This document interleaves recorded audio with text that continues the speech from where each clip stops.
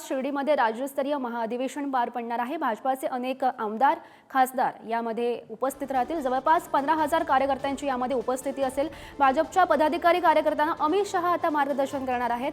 अमित शहा, नितीन गडकरी, देवेंद्र फडणवीस यांच्या उपस्थितीत महाअधिवेशन हे पार पडेल। दुपारी 2 वाजता अमित शहा शिर्डीतील साई मंदिरात जाऊन दर्शन घेतील आणि कार्यकर्त्यांना त्यानंतर मार्गदर्शन सुद्धा करतील। आणि या संदर्भात अधिकची माहिती जाणून घेऊयात। आमचे प्रतिनिधी सुशांत सावंत सध्या आपल्यासोबत आहेत। सुशांत, भाजपाचं आता शिर्डीमध्ये हे महाअधिवेशन सुरू होणार आहे। कशा प्रकारे नेमकी तयारी सुरू आहे आणि कोणकोणते महत्त्वाचे नेते यामध्ये उपस्थित असतील?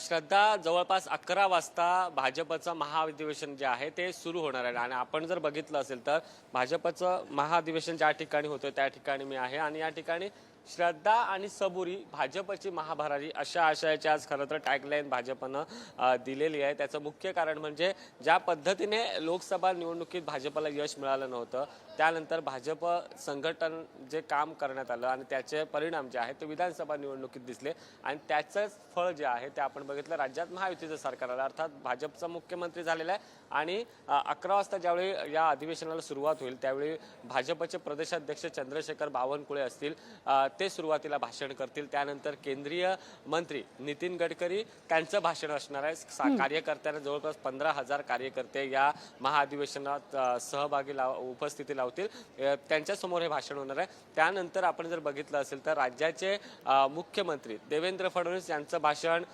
त्यानंतर अर्थातच केंद्रीय गृहमंत्री अमित शहा यांचं समारोपाचं भाषण असणार आहे। आपण पाहिलं असाल तर मिनी विधानसभा निवडणुका येऊ घातलेल्या आहेत, स्थानिक स्वराज्य संस्थांच्या निवडणुका येऊ घातलेल्या आहेत। त्यामध्ये मुंबई महानगरपालिका असतील, इतर महत्त्वाच्या महानगरपालिका, जिल्हा परिषदेच्या निवडणुका, नगरपंचायतीच्या निवडणुका या येऊ घातल्या आणि त्यामुळे हे महाअधिवेशन जे आहे ते महत्त्वाचं आहे। त्याची तयारी देखील भाजपकडून त्याच पद्धतीने खऱ्या अर्थाने करण्यात आली। आज खरं तर कार्यकर्त्यांना अमित शहा काय संदेश देणार, कारण ज्यावेळी विधानसभा निवडणुका होत्या त्या दरम्यान अमित शहा अशीच भाजपची एक बैठक झाली होती आणि त्यामध्ये पुन्हा एकदा आपल्याला जिंकायचं आहे, राज्यात सरकार आणायचं असा नारा अमित शहा यांनी दिला होता आणि तो नारा पूर्ण झाल्यानंतर आता स्थानिक स्वराज्य संस्थांकडे लक्ष लागलेलं आहे। अर्थातच अमित शहा काय बोलणार याकडे सगळ्यांचं लक्ष लागलंय। अमित शहा इथे 3 वाजता खरं तर या ठिकाणी येतील।